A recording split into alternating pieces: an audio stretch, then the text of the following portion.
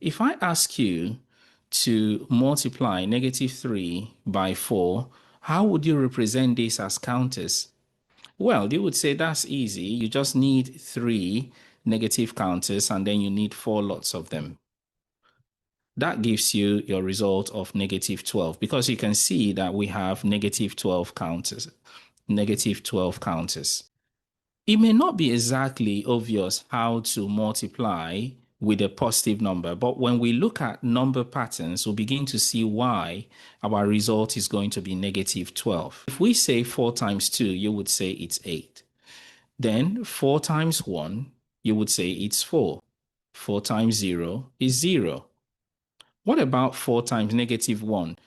Let's imagine that you didn't know what the answer is. If you observe the pattern, you would see that the numbers are decreasing by 4.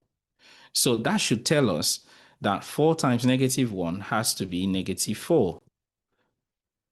Now, if we carry on the pattern, we know that 4 times -2 will be -8. So 4 times -3 has to be -12. What if we have to multiply two negatives? Let's see the pattern. The number pattern will help convince you that these two numbers will result in 12. So I'm giving you a clue as to what the answer already is, but let's prove it. Now, that means using the pattern, -3 times -1 has to be 3, because if we're following the pattern, adding 3 every time, that has to be 3. So -3 times -2 has to be +3, which is 6. And -3 times -3 has to be 9 plus 3.